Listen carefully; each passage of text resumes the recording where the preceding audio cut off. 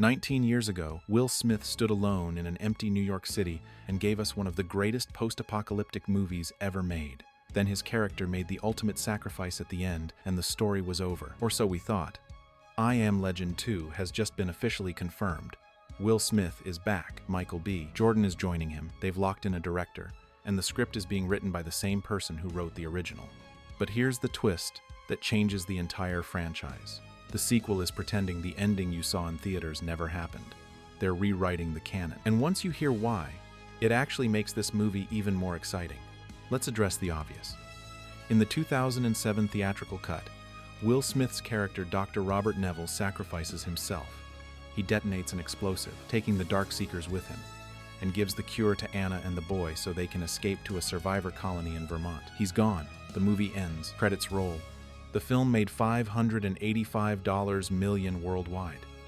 It was a massive hit, and for nearly 2 decades, everyone assumed the story was done because the main character didn't make it. So how is Will Smith coming back? Here's the answer. There was always a second ending, an alternate version that was included on the Blu-ray and DVD but never shown in theaters because test audiences rejected it. In that version, Neville doesn't die. Instead, he discovers that the Darkseekers aren't mindless monsters. They have emotions, relationships, and intelligence. The lead Darkseeker was just trying to rescue a female that Neville had captured for experiments. Neville realizes he's been the threat all along. He hands her back, the Darkseekers leave, and Neville survives. That alternate ending is now the official canon of the franchise. Everything the sequel builds on comes from that version, not the one you saw in theaters. I Am Legend 2 is being directed by Stephen Caple Jr., the man behind Creed 2 and Transformers: Rise of the Beasts. He confirmed the news during a recent interview with Collider while promoting his Netflix series Man on Fire. The screenplay is being written by Akiva Goldsman, who wrote the original film and also won an Oscar for A Beautiful Mind. Will Smith is returning as Dr. Robert Neville, and Michael B. Jordan, fresh off an Oscar win for Sinners and riding the highest wave of his career, is co-starring alongside him. Both are also serving as producers. Goldsman gave Deadline the first real look at the story's direction. He said the sequel takes place a few decades after the first film. He described a world where nature has reclaimed civilization, where you can see what happens when humanity is no longer the dominant force on the planet. He said there's something beautiful in the question of, as man steps away from being the primary tenant, what happens? That's not just a survival sequel, that's a vision. And the fact that the same writer from the original is building it gives it a level of creative continuity that most Hollywood sequels never get. Now here's where it gets interesting.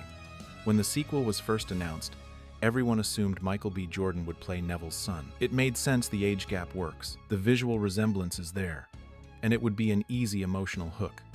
But Will Smith shut that down during an April 2025 interview on Drink Champs. He confirmed that Jordan is not playing his son. Instead, Jordan is playing the leader of a completely new survivor settlement located in Connecticut. Think about what that means for the story. Decades have passed. Neville survived, and somewhere out there, other groups of people survived too, and they've been building their own communities.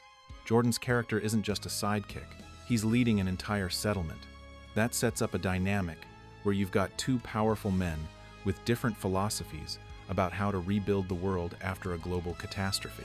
That's not just a survival movie, that's a story about leadership, civilization, and what humanity looks like when it starts over from scratch.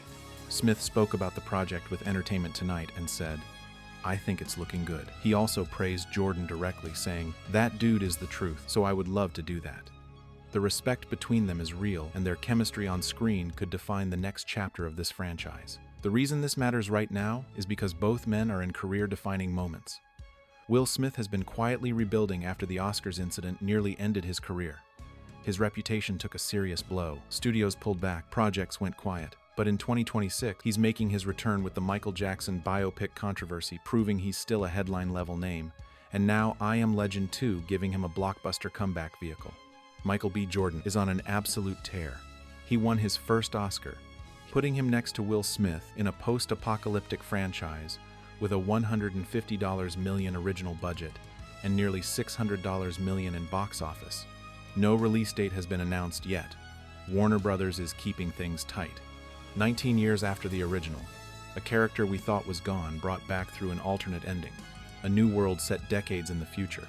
Will Smith on a comeback mission. Michael B. Jordan at the peak of his powers. and a story that's closer to the original novel than the first movie ever was.